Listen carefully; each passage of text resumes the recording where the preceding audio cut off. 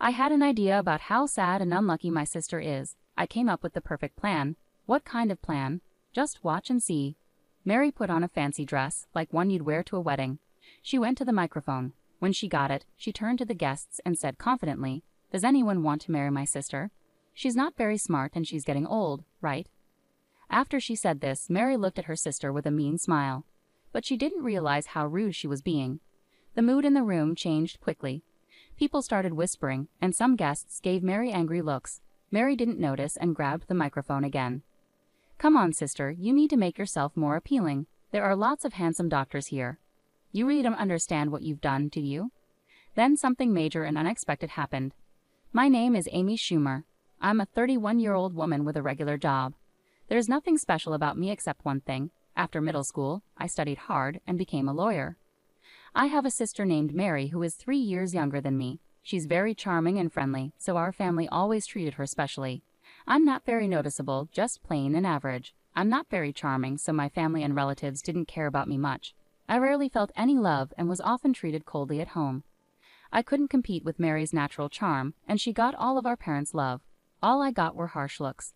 I worked very hard and got good grades, hoping to get some attention from my family. But I could never outshine Mary.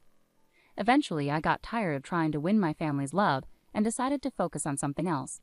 I gave up on being loved and put all my energy into studying. I promised myself that I would find my worth through my knowledge. Studying hard gave me confidence, and my efforts led to good results. I hoped that my success in school would one day earn me some praise from my parents, holding on to this faint hope. I stayed up late every night studying throughout middle school. I was always at the top of my class and did better than other students in every test. But even then, my parents never praised me. Instead, they often criticized my grades. It's not just about being at the top. You need to get nearly perfect scores in every subject. Yes, even if you score 98% in science, it's not perfect. But this recent exam was really difficult. I would try to explain, but they called them excuses again. "Your lack of effort is why you get such results," my mother would say sharply. Her voice was as cold as ice. "Are you proud of those less than perfect grades?" All I could do was apologize. "Yes, I'm sorry," I murmured softly. No matter how much time and effort I put in, my results never matched my parents' idea of perfect. They never acknowledged my efforts. Any score less than 101% was just a reason for them to scold me. But more than my parents' coldness, my sister Mary's seemingly innocent words hurt more. "Oh, sister, are you getting lectured again?" She would come into my room without permission and smirk at my report card. "Good grades and still scolded? That's sad. I get praised for barely passing." "Did you come here just to say that?" I asked, feeling frustrated. "I was worried about you. Maybe you were feeling down again," Mary said, pretending to be concerned. But I didn't expect such a cold reception. "If you were really worried, you wouldn't talk to me like that," I replied, trying to stay calm. "See, that's your problem. You're always like this, so standoffish. That's why Mom and Dad don't show you love," Mary said, her gaze cold as ice. She looked down on me with clear contempt. For a brief moment, her attitude was obvious, even as she left the room. After she was gone, I could hear her cheerful laughter with our parents from the living room. I should have been used to it by now, but the sadness overwhelmed me, and tears streamed down my cheeks. I had told myself many times that I didn't need my parents' approval, and that Mary's words wouldn't affect me. Yet my emotions betrayed me, and I cried. In my hand was the crumpled report card, wrinkled from my tight grip. Once again, I resolved to stand on my own and break free from this suffocating family environment. I knew that excelling in my studies and improving my skills was my way out. From that moment on, I threw myself into my studies with even more determination. One day, as a cool breeze swept through the classroom windows, my father made an unexpected announcement. "Amy, you won't be going to high school. You need to start looking for a job immediately," he said coldly. I was speechless, unable to hide my confusion. "Why would you say something like that?" I asked, my face blank with shock. "Further investing in you is unnecessary. If you want to go to high school, you'll have to pay for it with your own money." "If that's not possible, then you'll have to give up," my father said coldly, dismissing my protests. "But I'm still in middle school. There aren't many jobs available for someone my age. How am I supposed to?" My words trailed off as my father ignored me. "You need to accept this. After discussing it with your mother, we've decided to focus our finances on Mary. We can't afford to spend more on you," he declared firmly. That's not fair, I thought bitterly, but my father's decision was final. His words hit me like a sudden storm, draining all color from the world around me. My mother and sister looked on with undisguised smiles, seemingly enjoying my despair. "I understand better now. There were options like finding schools with tuition waivers or scholarships. But back then, without knowing how to access that information, I was devastated by the end of my educational path. Since that day, my love for learning quickly faded. Even the praise from my homeroom teacher, who always admired my grades, felt empty. The lack of support for education at home made my chances of going to college seem even more hopeless. Right after graduation, I started working at a local factory since I wasn't old enough to live on my own yet. I stayed with my family until I turned 19, working hard and contributing most of my salary to the household. I saved whatever little money I could for myself, enduring those tough days that felt like crawling through an endless tunnel. On my 19th birthday, I left home. I left a letter for my family and walked away from the place that now only held memories. Their reaction was as if I had never existed, complete silence, no phone calls or letters. Initially, living apart from my family was painful and loneliness shadowed my days. But with time, work kept me busy, easing the loneliness. Moving out and starting my own life relieved the stress I felt at home, bringing a mental clarity I hadn't known before. This newfound peace of mind revived my enthusiasm. I reignited my passion for learning and decided to start studying again from the basics, reviewing diligently. The joy of learning filled my heart once more. I moved on to high school textbooks and immersed myself in extensive reading.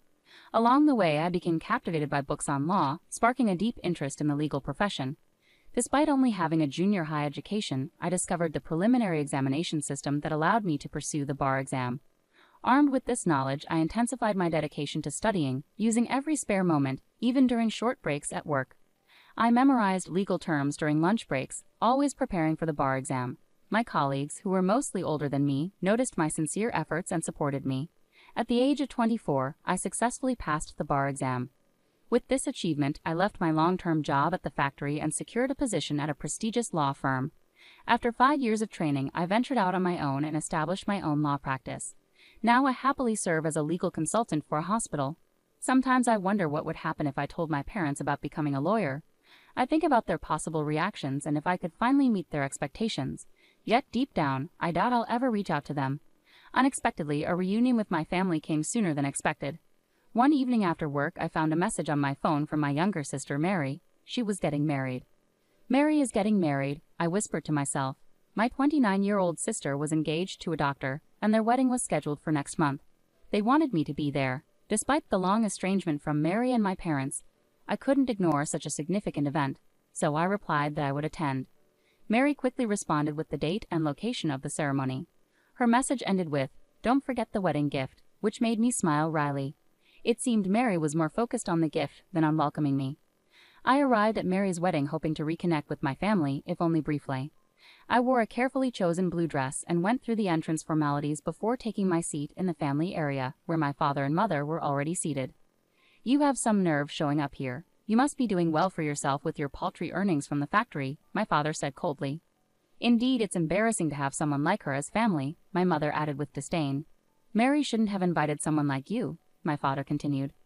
I told them the same, but they insisted on taking the celebration money anyway, my mother said quietly. They had this conversation as if I wasn't even there. This was the harsh reality I faced. I had hoped that sharing my side might bridge the gap between us, but that hope was quickly shattered. Both my father and mother seemed determined to avoid speaking to me at all. In the quiet of the venue, I looked around and spotted some familiar faces among the groom's side. Haven't I seen that person somewhere before? I wondered to myself, sensing a hint of déjà vu. As I tried to recall where I knew them from, I looked up the groom's name, and my suspicion turned into certainty. The connection I had suspected was now clear. I couldn't help but feel a faint surprise. It was such a coincidence, almost like fate unfolding. Despite this revelation, I decided to keep my emotions in check and quietly observe the day unfold. The ceremony proceeded beautifully, with the bride and groom making a grand entrance. Guests shared warm words and entertained, lightening the atmosphere. As time passed, the event shifted to dinner and then to photo sessions. Throughout it all, my parents got up without acknowledging me and moved toward the front where the bride and groom were waiting. Mary, drawn to them like a magnet, beamed happily in every photograph. Trying not to let the sight affect me, I quietly focused on the meal in front of me. Out of nowhere, my sister Mary came up to me. She approached with a smile, but her eyes held more than just happiness to see me after so many years. "Hey big sis, it's been ages, hasn't it? Are you glad we're spending time together like this?" she asked. I nodded quietly and replied, "Yes, the food at the party is really good." Mary smiled sarcastically, saying, "You don't get fancy food like this at the factory where you work, do you? You should appreciate being here." Her words stung deep inside, but I didn't let it show on my face. Mary's tone grew sharper, almost mocking. "Ah, did I hurt your feelings? I'm sorry, but isn't it natural for you to feel a bit jealous? After all, your little sister marrying a doctor and all," Mary said casually, as if the apology meant nothing. I kept my expression unchanged and quietly waited to see what she would do next. Then Mary whispered in my ear, "Big sis, because I pity you, I've come up with a great idea."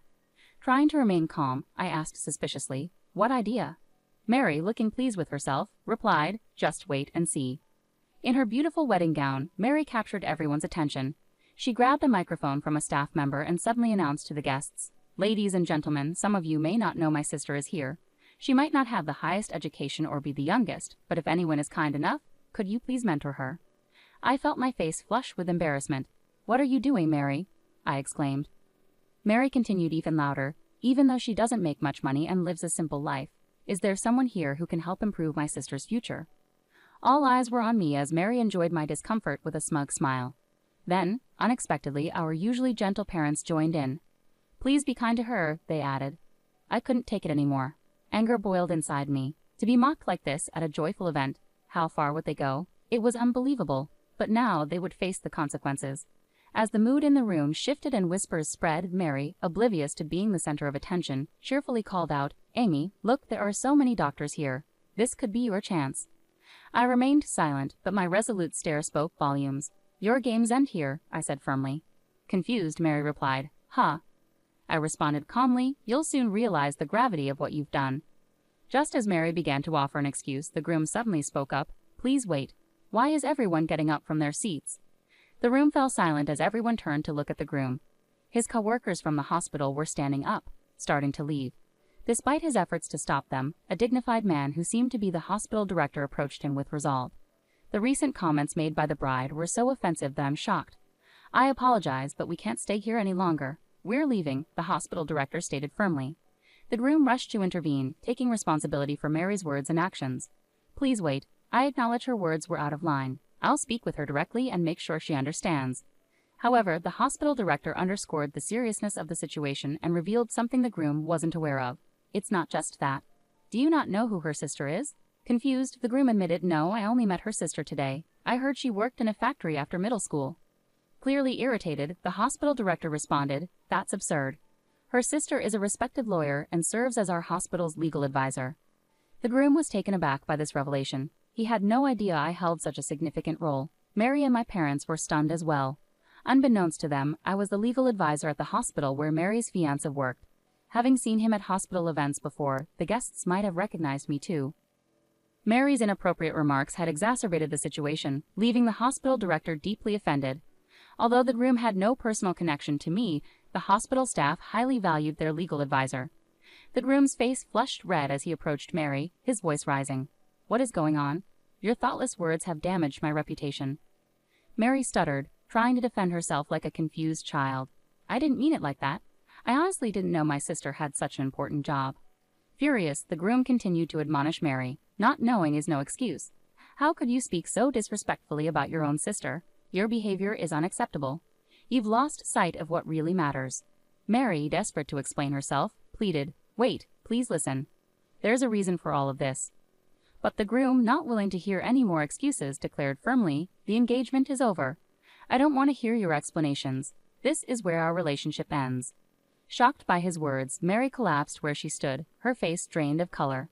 In a burst of anger, the groom stormed out of the wedding hall, followed by the other guests. Just as I was about to leave, I heard my sister's desperate cry behind me.